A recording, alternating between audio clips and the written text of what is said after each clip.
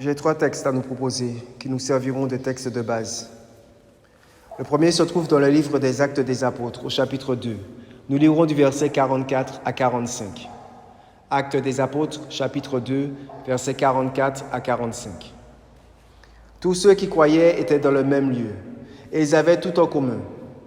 Ils vendaient leurs propriétés et leurs biens, et ils en partageaient le produit entre tous, selon les besoins de chacun. Notre deuxième texte se trouve toujours dans le livre des Actes des Apôtres. Cette fois au chapitre 20, nous lirons le verset 35. Actes des Apôtres, chapitre 20, verset 35. Je vous ai montré de toute manière que c'est en travaillant ainsi qu'il faut soutenir les faibles. Et se rappeler les paroles du Seigneur, qui a dit lui-même, « Il y a plus de bonheur à donner qu'à recevoir. » Notre troisième et dernier texte, la deuxième lettre aux Corinthiens, chapitre 8. Nous lirons du verset 1 à 4. 2 Corinthiens, chapitre 8, verset 1 à 4. Nous voulons vous faire connaître, frères, la grâce que Dieu a accordée aux églises de Macédoine. Elles ont été mises à l'épreuve par de multiples détresses. Mais les croyants, animés d'une joie débordante et, malgré leur extrême pauvreté, ont fait preuve d'une très grande générosité. Ils sont allés jusqu'à la limite de leurs moyens, et même au-delà. J'en suis témoin. Spontanément et avec une vive insistance, ils nous ont demandé la faveur de prendre part à l'assistance destinée à ceux qui, à Jérusalem, appartiennent à Dieu. En partant de ces quelques passages des Écritures que je viens de vous lire, le Seigneur m'a mis à cœur de vous parler ce soir sur la générosité. Pour ce mois de décembre, où nous avons prié pour les plus démunis et pour clôturer les mercredis de l'intercession de cette année, le titre de mon intervention est « La générosité, une qualité en voie de disparition chez les chrétiens ». La générosité, une qualité ou encore une vertu en voie de disparition chez les chrétiens. Je dis en voie de disparition, comprenez-moi bien. Je n'ai pas dit qu'elle a disparu complètement. Je n'ai pas dit qu'il n'y a plus de chrétiens généreux. Non. Dieu merci, il reste encore des chrétiens généreux de nos jours. Mais pas assez. Il faut remédier à cela.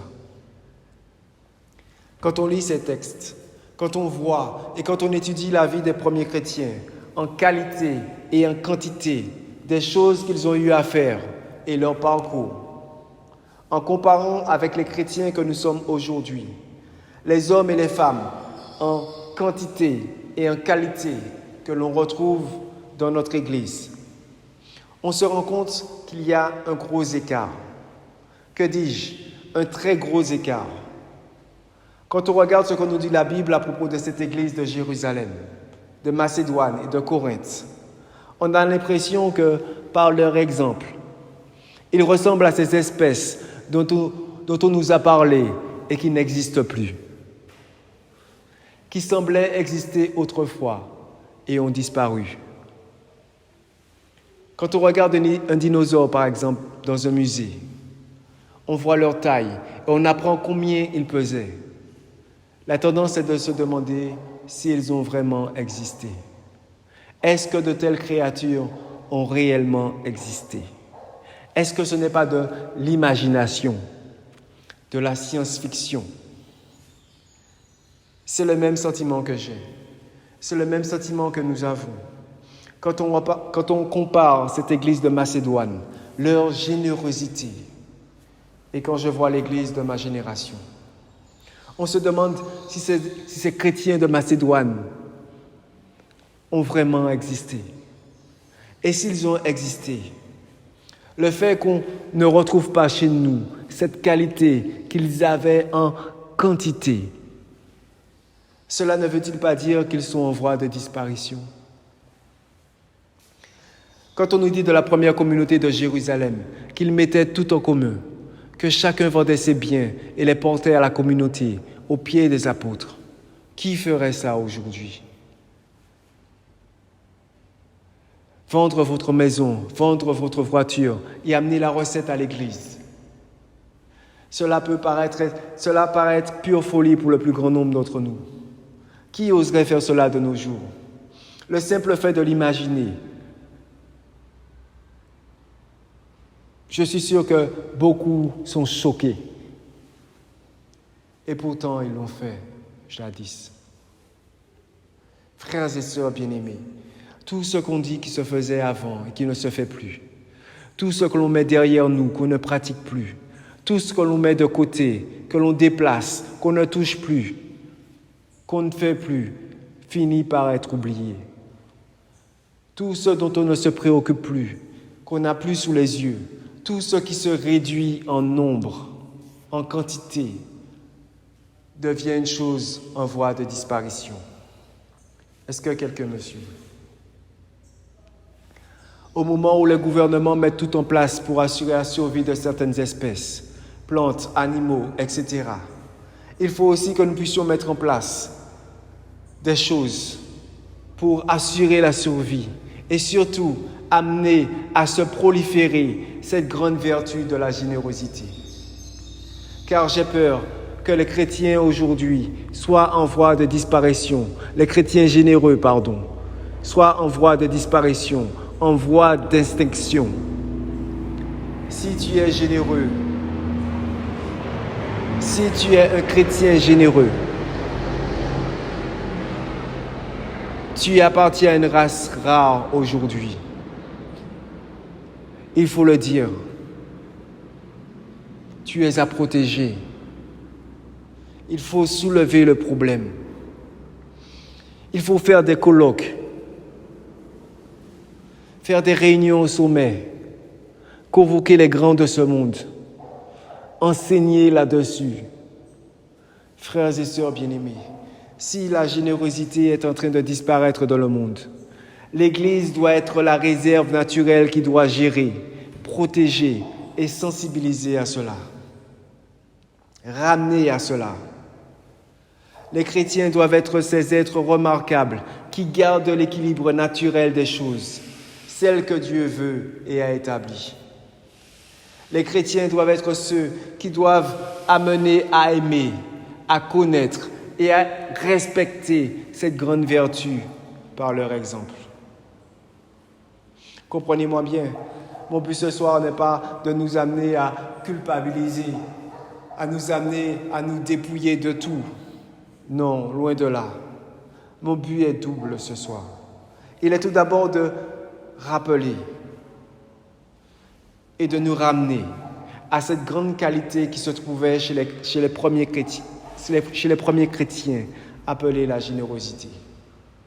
Nous rappeler et nous ramener à imiter le premier modèle de chrétiens, les premiers modèles de chrétiens, celles et ceux qui ont dit oui à Dieu et à ses objectifs. Mon deuxième objectif est de nous amener à nous évaluer, à voir où nous en sommes vis-à-vis de cette grande vertu qu'est la générosité. Voir si nous n'avons pas, comme dit le sage dans le livre des Proverbes, au chapitre 23, verset 10, déplacer la borne. Ne déplace pas la borne ancienne, nous dit-il. Une autre traduction dit « Ne recule pas l'ancienne borne, celle qu'ont posée les anciens, ceux qui étaient avant nous.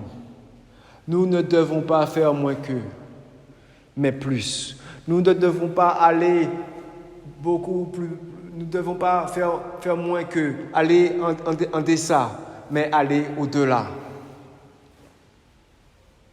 Quel est le contexte ici? L'église de Jérusalem connaît une famine. Paul appelle tous les chrétiens de Corinthe à être généreux pour leurs frères chrétiens à Jérusalem, par solidarité chrétienne. Solidarité chrétienne. Voilà encore un mot en voie de disparition. Paul leur demande cela aussi, parce que sans cette église, l'église de Corinthe, l'église de Jérusalem était l'église mère.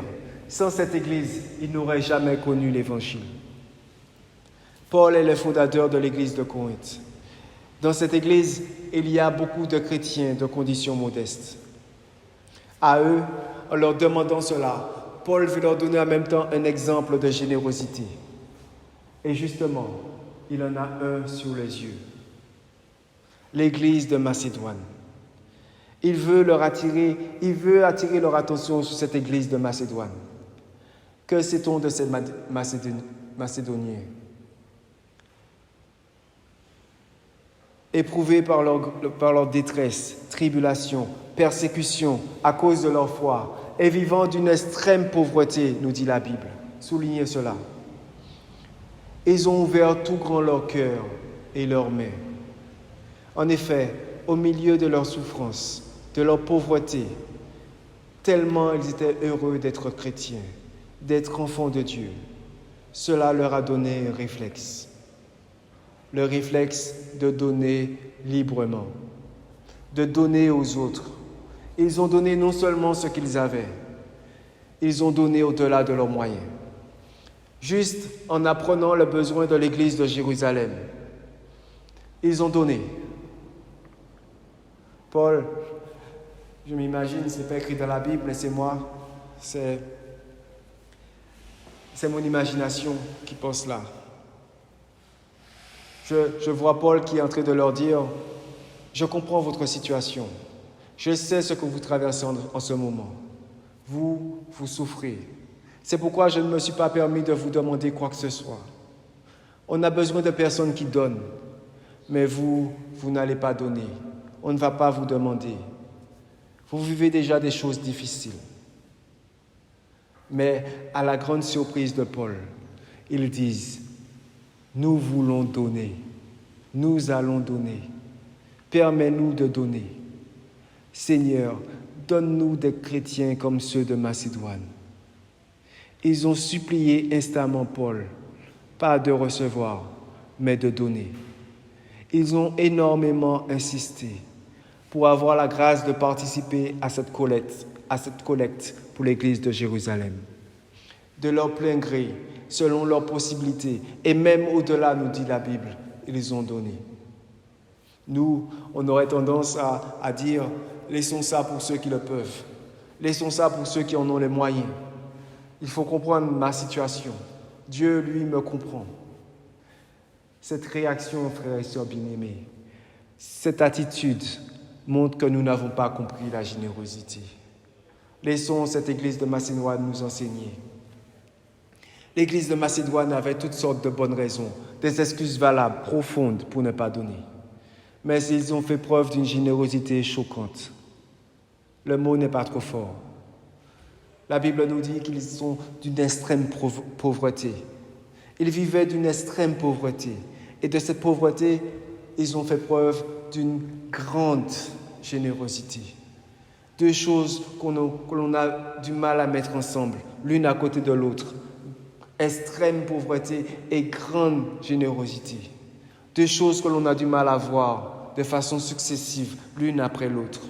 Deux choses que l'on a du mal à associer, à jumeler. Ce texte de 2 Corinthiens au chapitre 8, ces Macédoniens, cette église de Macédoine vient défier cette église de Corinthe, à qui Paul donne cet exemple. Et par la même occasion, elle nous défie aussi. Elle nous amène à nous questionner sur la générosité, sur notre générosité. Elle nous challenge, elle nous pousse à sortir de nos limites, de nos retranchements. Où en sommes-nous vis-à-vis de cette grande vertu appelée la générosité? Frères et sœurs bien-aimés, ce soir, je ne veux pas vous parler de combien Dieu veut ou peut vous bénir. Non, j'aimerais vous enseigner sur comment être une bénédiction pour les autres. Je ne veux pas vous parler de ce que Dieu peut faire pour vous, mais de ce que vous pouvez faire pour Dieu au travers des autres. À la lumière de ce texte, en prenant comme point de départ ce passage de la seconde lettre aux Corinthiens qui parle des Macédoniens, j'aimerais faire ressortir ici plusieurs grandes idées au sujet de la générosité. Il y a plusieurs choses attachées à la générosité que l'on peut noter à partir de ce texte. J'en ai trouvé 7, qui sont comme un chemin de perfection pour une meilleure compréhension de la générosité. 7 choses que vous devez savoir sur la générosité. La première, la générosité est incontournable dans la vie chrétienne. Je répète, la générosité est incontournable dans la vie chrétienne. Notez cela. C'est-à-dire qu'il n'y a pas de vie chrétienne sans générosité. Il n'y a pas de chrétien sans générosité. Je vais expliquer cela. La question que j'aimerais vous poser tout d'abord est celle-ci. Est-ce que la générosité est réservée à quelques personnes dans l'Église? Ou bien sommes-nous tous appelés à être généreux? Je reformule ma question. Est-ce que le fait d'être généreux est uniquement réservé à une catégorie de personnes dans l'Église? Ou est-ce que nous pouvons et devons tous être généreux? C'est une véritable question. J'attends des réponses.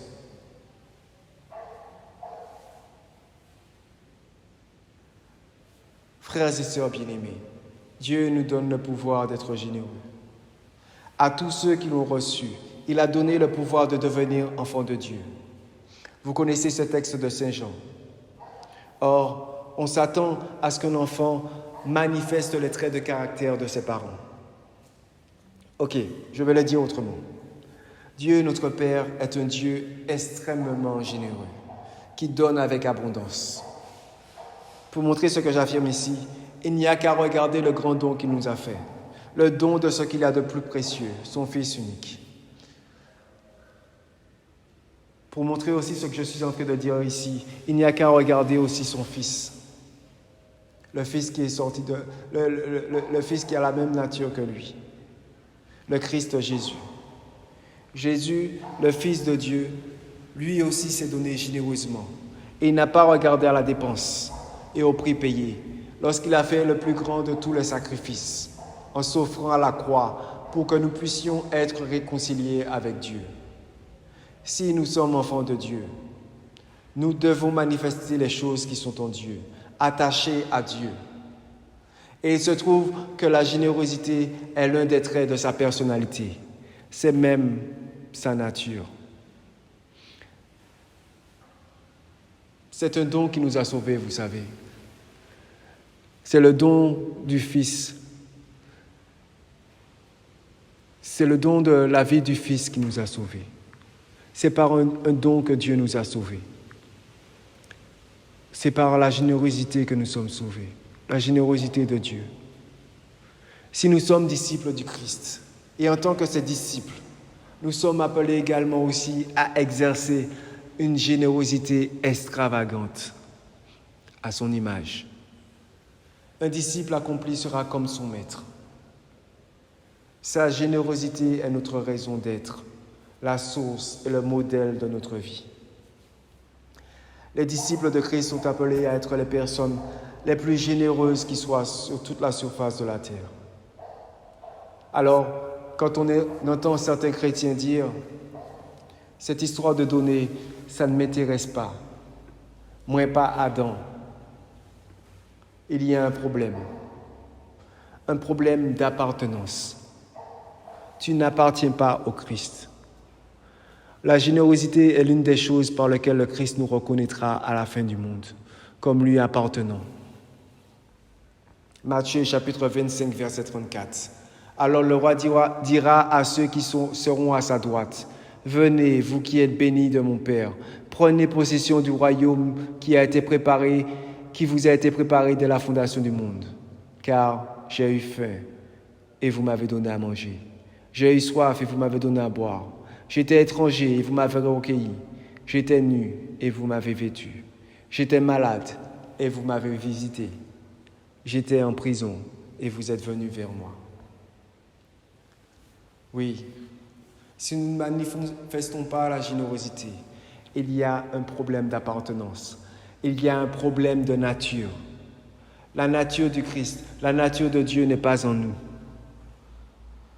Si nous ne manifestons pas de la générosité, Nous n'avons pas subi de transformation. Nous n'avons pas rencontré Dieu. Nous ne l'avons pas invité à faire sa demeure en nous. Nous sommes de faux chrétiens. Nous sommes des loups déguisés en brebis. Un chrétien ne peut pas ne pas être généreux. C'est inscrit dans ses gènes, c'est inscrit dans sa nature qu'il a obtenue du Christ. Je crois, frères et sœurs bien-aimés, que nous minimisons beaucoup l'importance de la générosité. Si je vous demandais quelles sont les disciplines spirituelles que le chrétien doit pratiquer, que répondiez-vous? Sans doute la lecture de la Bible, la prière, aller à la messe ou encore témoigner du Christ. Mais penseriez-vous à la générosité? Nous pouvons arriver à croire qu'être généreux n'est qu'un détail, qu'on peut très bien être un chrétien véritable et ne pas vouloir donner aux autres. C'est tout simplement un mensonge. Enlevez-vous cela de la tête.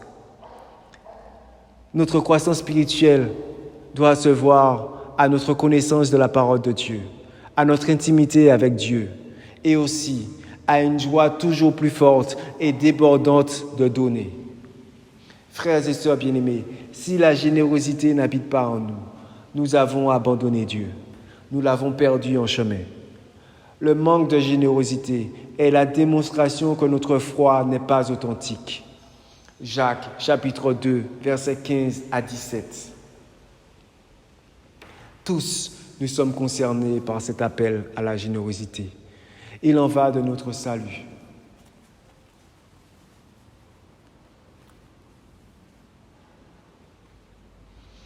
Ce qui m'amène à mon second point. La générosité implique de savoir donner de manière qui n'est pas calculée, mais au contraire sacrificielle. Il y a donné et donner généreusement. Il y a donné de son superflu et donner généreusement. Dans donner généreusement, il y a une notion de sacrifice. Il n'y a pas de calcul. Donner généreusement défie la logique. Donner généreusement privilégie l'autre. Un acte est généreux si, par-delà tout calcul, il privilégie l'autre. Les Macédoniens étaient dans une situation de pauvreté profonde. Mais ils n'ont pas regardé à cela. Ils ont vu avant tout le besoin des autres. Saint Paul dit que dans leur épreuve, dans leurs multiples détresses, leurs souffrances, ils ont donné. Je crois que l'on peut donner quand on a mal, quand on souffre, quand on rencontre une situation difficile.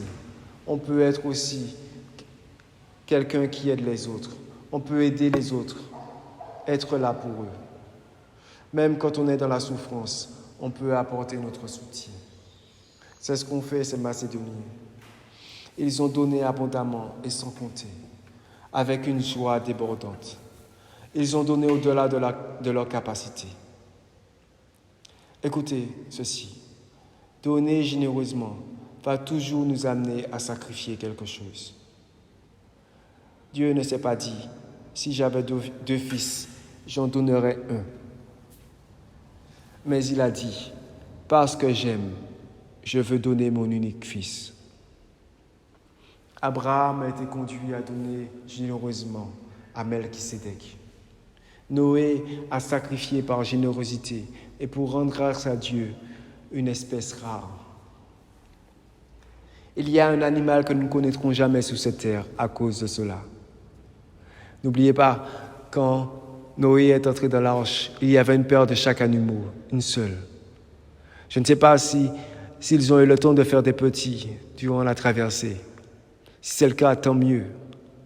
Parce que Noé a sacrifié une paire de ses animaux. Noé a donné ce qu'il avait de plus précieux, ce qui lui coûtait. Et cette offrande de Noé a tellement touché Dieu qu'il a dit « Je ne toucherai plus à la terre par le déluge ». Êtes-vous généreux? Êtes-vous généreux envers vos frères? Êtes-vous généreux envers l'œuvre de Dieu? Êtes-vous généreux envers Dieu?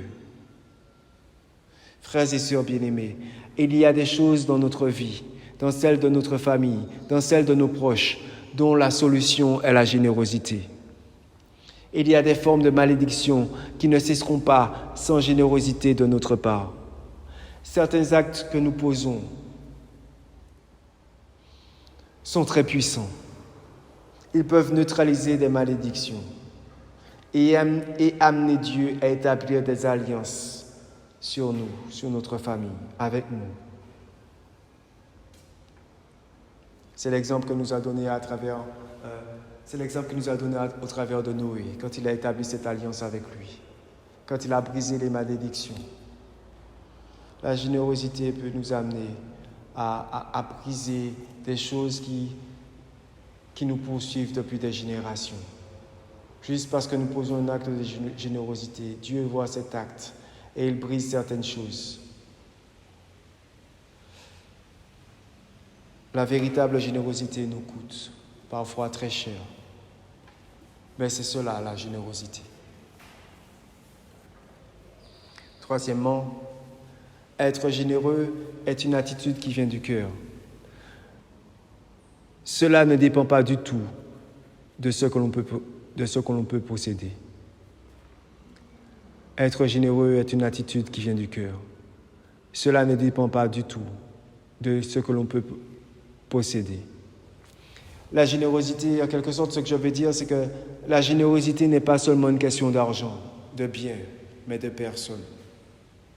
Paul dit au sujet des Macédoniens qu'ils ont donné ce qu'ils avaient et se sont donnés eux-mêmes. On a souvent, à tort, réduit la générosité à une question d'argent. Et pourtant, cela va bien plus loin. Quelquefois, mon frère, quelquefois, ma sœur, on n'a pas besoin de ton argent. On a juste besoin que tu sois là, que tu aides, que tu participes. On a besoin que tu fasses les choses avec nous, que l'on soit ensemble pour faire les choses, pas seulement financièrement. Quelquefois, c'est facile pour certains de donner de leur argent. C'est plus facile pour certains de donner de leur argent, plus facile que de se donner. On entend souvent dire « Je n'ai aucun mal à donner plus d'argent à mon église. » Mais dès qu'il s'agit d'ouvrir ma porte pour accueillir des étrangers, des pauvres, je suis incapable. Je ne ferai pas cela. Ou plutôt, je peux contribuer tant que cela ne me demande pas de m'impliquer. Je suis prêt à donner de l'argent pour acheter de la nourriture aux pauvres, mais ne comptez pas sur moi pour aller à leur rencontre, pour la distribuer. Ok, ne le prends pas mal. Mais qui va le faire? Frères et sœurs, l'argent ne résoudra pas tout. L'argent ne fait pas tout. Elle ne remplace pas une personne. La générosité est globale et est en rapport avec tout ce qu'on peut donner. La générosité n'est pas sectorielle. On a tous des secteurs privilégiés, des secteurs dans lesquels il est plus simple, naturel pour nous d'être généreux, et d'autres où c'est un réel combat pour nous. Mais Dieu n'attend pas que nous soyons généreux sectoriellement. Il nous demande de l'être globalement. Et nous en donne la capacité.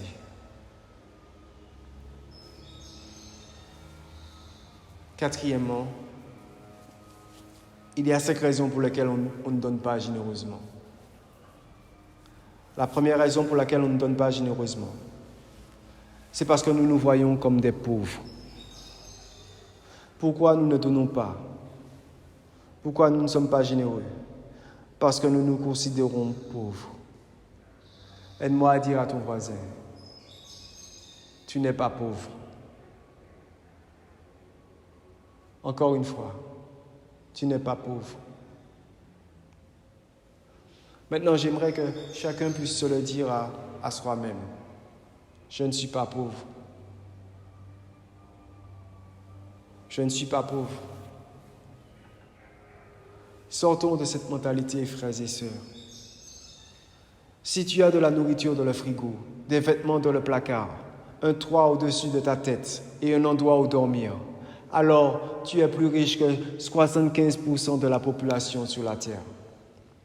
Si tu as de l'argent dans ton portefeuille et des économies à la banque, aussi petites soient-elles, alors tu fais partie des 8% les plus riches de la terre.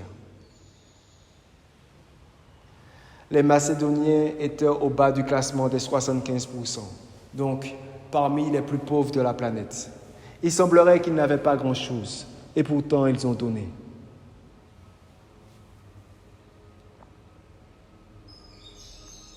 Nous ne donnons pas la plupart du temps parce que nous nous voyons pauvres. Or, nous ne sommes pas pauvres. Nous avons toujours quelque chose à donner. La deuxième raison pour laquelle nous ne donnons pas, nous ne sommes pas généreux, c'est parce que nous voyons les autres comme étant plus riches que nous. Nous voyons les autres plus riches que nous.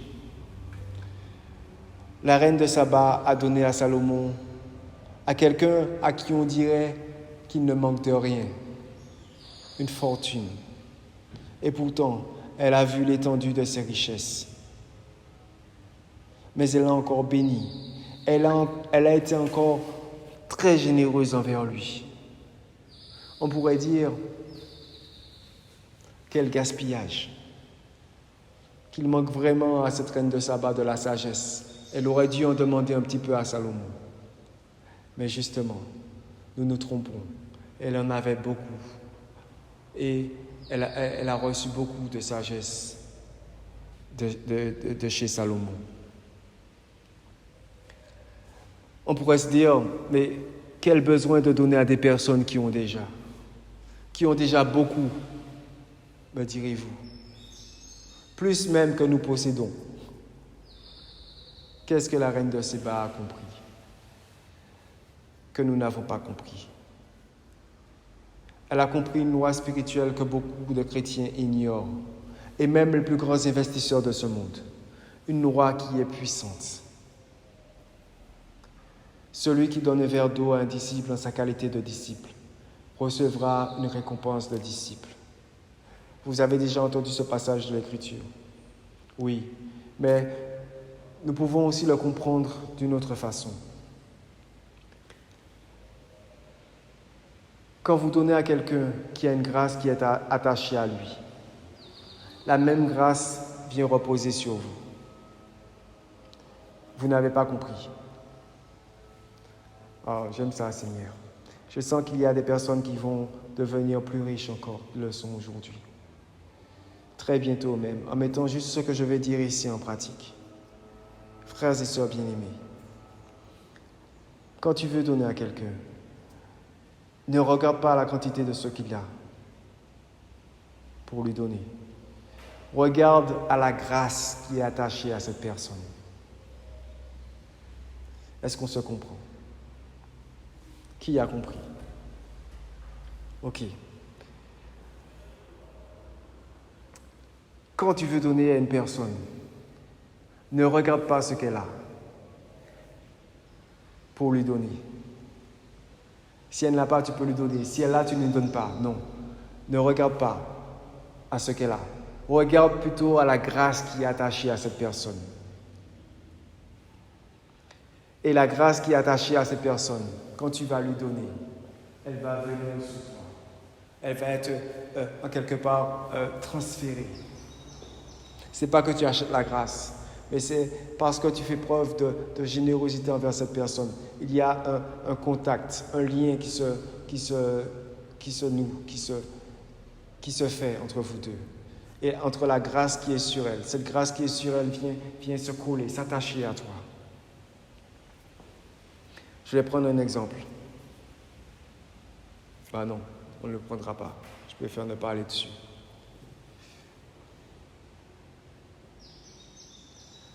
Beaucoup,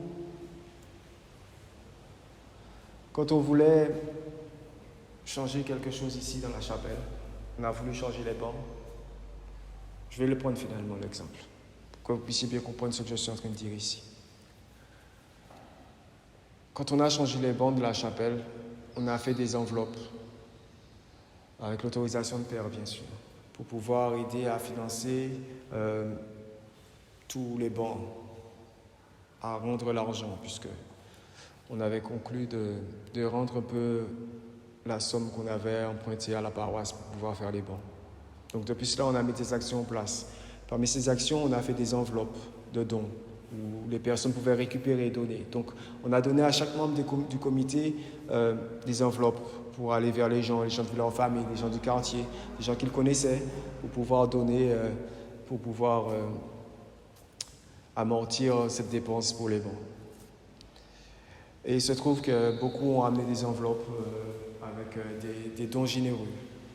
Mais certains sont revenus avec cette réponse d'autres personnes qui faisaient partie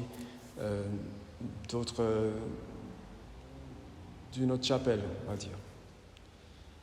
Et voilà la réponse qu'ils ont eue. Nous aussi, on a notre chapelle à restaurer. Nous aussi, on a notre chapelle à réparer. Donc, voilà. Non, merci.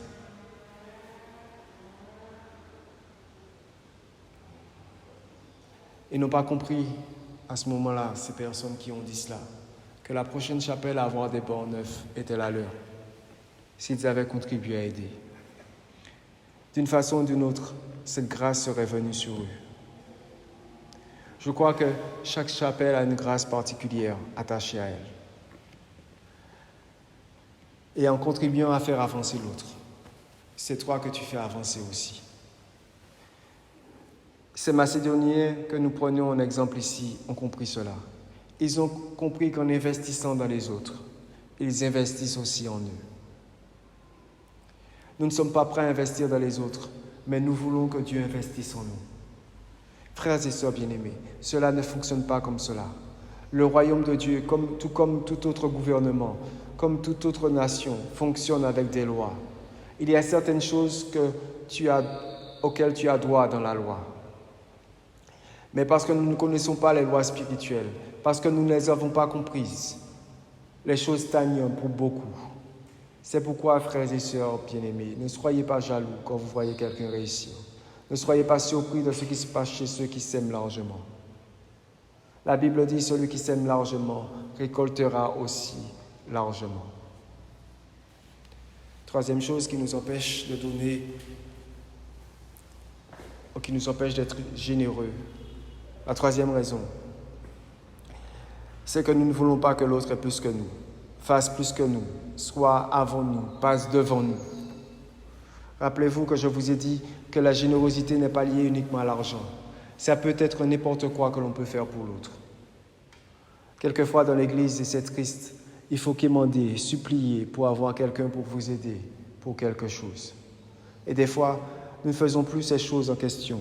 Nous arrêtons parce qu'on sent qu'on embête, qu'on agace. On n'a plus envie de demander à certaines personnes. Donc, on ne fait plus rien. On préfère ne plus rien faire. Et les choses restent comme elles sont. Combien de beaux projets, de belles choses auraient pu voir le jour, apporter des solutions, apporter de bonnes choses, et sont mortes comme ça, par manque de soutien généreux. Frères et sœurs bien-aimés, la générosité commence lorsque nous cessons de vivre pour nous-mêmes. Mais quand nous voyons et que nous vivons le plan global de Dieu, lorsque nous voyons le plan global de Dieu, ne voyons pas l'autre, ne regardons pas l'autre, ne regardons pas sa position, ne regardons pas qu'il soit devant nous, qu'il soit loin devant nous, non. Mais regardons le plan de Dieu, regardons ce que Dieu veut accomplir à travers nous. Et nous donnerons généreusement. Nous nous donnerons aussi généreusement. Quatrièmement, pourquoi nous ne donnons pas généreusement? Parce que nous n'avons pas reçu cette éducation. Je vous ai dit la fois dernière, dans notre clôture pour le mois de novembre, que les raisonnements que nous avons viennent de beaucoup de choses, en particulier du milieu où on vit, de notre famille, de nos proches, de nos parents. Certains ne sont pas généreux tout simplement parce qu'on ne leur a pas montré. On ne leur a pas donné un exemple de générosité. Ça ne faisait pas partie de leur milieu, de leur éducation. Mais j'ai une bonne nouvelle pour cela. Ceux qui sont en Christ sont des créatures nouvelles. Elles sont devenues des créatures nouvelles. Ce que tu n'as pas reçu dans ta famille, quand tu deviens enfant de Dieu, tu es transformé en son image, à sa ressemblance. Tu as son caractère. Alléluia. Cinquièmement, pourquoi nous ne sommes pas généreux envers les autres? Parce que nous doutons d'un éventuel retour. Nous doutons d'un éventuel retour. Nous voulons donner généreusement, mais à ceux qui un jour pourront nous remettre ou nous rendre l'appareil. Bien-aimés, on ne donne pas parce que l'autre le mérite ou peut nous le rendre. On donne simplement par amour et pour révéler la nature de Christ.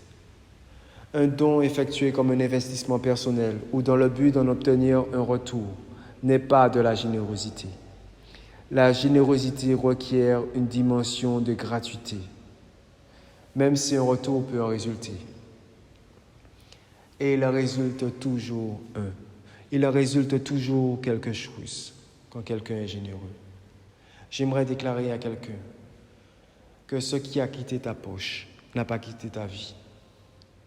Oh, j'aimerais le répéter. Ce qui a quitté ta poche n'a pas quitté ta vie.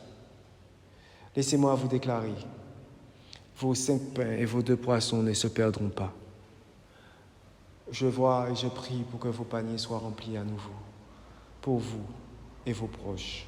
Alléluia. Voilà les 5 excuses que nous donnons, ou nous nous donnons pour ne pas donner généreusement. Et nous voyons bien que rien ne justifie dans ces excuses le fait de ne pas vivre de manière généreuse. Rien ne justifie de ne pas commencer dès maintenant à être généreux. Alléluia. J'ai bientôt fini. 5, mon grand 5. Pour nous apprendre à mieux connaître ce qu'est la générosité. La vraie générosité est quelque chose de visible. C'est-à-dire qu'elle ne peut pas rester cachée. La seule certitude que l'on a, c'est que même si Dieu nous demande d'ignorer ce que fait notre main droite, lui ne laissera jamais cacher quelqu'un de généreux. Il l'exposera toujours. J'ai dit toujours. Comme un bien précieux, comme un modèle, un exemple, comme un trésor, son trésor très précieux. La générosité est visible, frères et sœurs bien-aimés. N'en doutez pas. Dieu vous mènera toujours à la lumière quand vous êtes quelqu'un de généreux. Parce qu'il veut que vous influencez les autres. Alléluia. 6e, la joie accompagne toujours quelqu'un de généreux. La joie accompagne toujours quelqu'un de généreux. En parlant de finances, Jésus dit qu'il y a plus de joie à donner qu'à recevoir. J'ai une question. Où trouves-tu ta joie? Dans le fait de recevoir ou de donner? Il semble que souvent nous soyons de ceux et celles qui cherchons à recevoir avant de donner. Nous cherchons à recevoir plus que nous cherchons à donner. Cela fait partie de notre nature égoïste. Mais en faisant cela, nous passons à côté d'une grande joie. Il y a de la joie à donner, plus de joie qu'à recevoir. Dieu désire faire de toi une personne joyeuse. Alors, pourquoi ne prends-tu pas l'habitude tous les jours de lui demander ce que tu peux donner aujourd'hui et à qui? 7e et dernier point. Le meilleur moyen d'aider les autres à être généreux consiste à l'être soi-même. Si tu veux apprendre à quelqu'un quelque chose, commence par te l'appliquer à toi-même. La générosité n'est pas un accident, vous savez. On ne devient pas généreux par accident.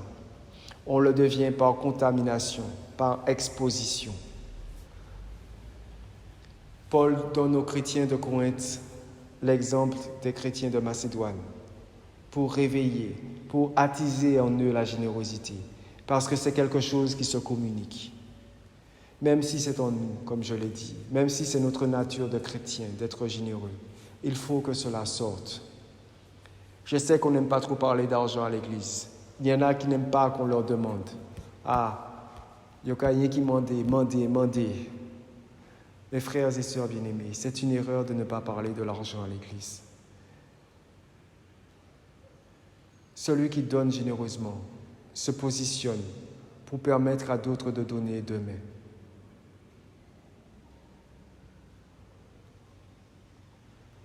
Je finis. Exode chapitre 36, versets 3 à 7. Écoutez bien ce texte.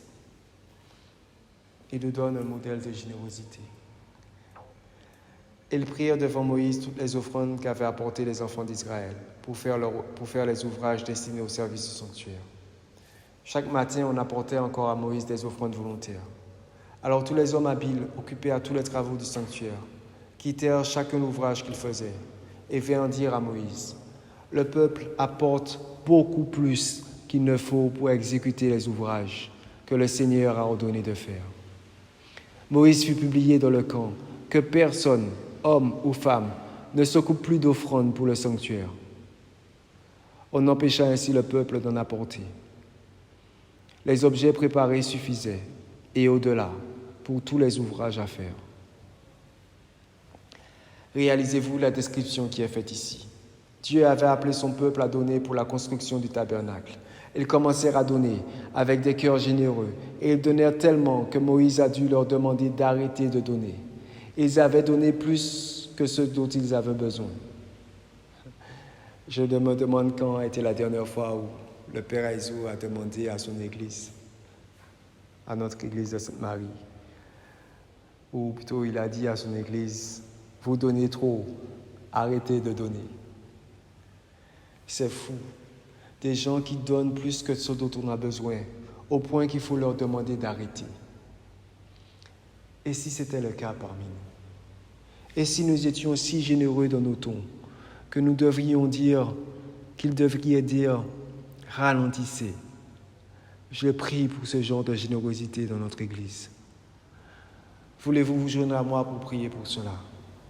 Et prier pour qu'il en soit ainsi dans nos propres cœurs, dans nos propres vies, dans nos familles, dans nos églises. Seigneur Dieu, nous voulons déborder de générosité. Il y a tant d'excès dans le monde qui nous entoure. Nous prions pour que ton Église ait des dons excessifs. Ton Église à travers le monde est là où je vis. Que toute la richesse que tu nous as donnée puisse profiter aux autres qui en ont besoin. Ô Dieu, aide-nous à grandir dans cette même générosité. Nous prions pour que ce genre d'histoire soit raconté dans notre Église, l'Église dont nous faisons partie. Ô Dieu, nous prions pour que tu nous amènes au point où nous donnons trop, où nous donnons abondamment, où il faut qu'on nous dise d'arrêter, ou au moins de faire une pause, jusqu'à ce qu'il y ait une meilleure façon possible de dépenser toutes les ressources qui arrivent. Ô Dieu, ton esprit a accompli cela dans l'Exode, par ta grâce. Ton esprit a accompli cela chez les Macédoniens. Ton esprit a accompli cela chez les Corinthiens, chez les premiers chrétiens de Jérusalem.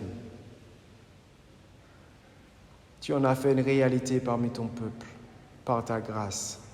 Seigneur, je prie que par ton Esprit, que ton Esprit Saint fasse la même chose aujourd'hui dans ton Église. Je prie, ô Dieu, pour que cela devienne une réalité parmi nous, une réalité constante parmi nous, dans nos églises. Ô Dieu, je prie que tu fasses en sorte que cela devienne une réalité dans ma vie. Je prie afin que ma vie, ma famille et les autres qui écoutent en ce moment ce que je suis en train de prêcher ici puissent déborder de générosité. Qu'il en soit ainsi dans notre vie. Au nom de Jésus. Par Jésus le Christ, notre Seigneur.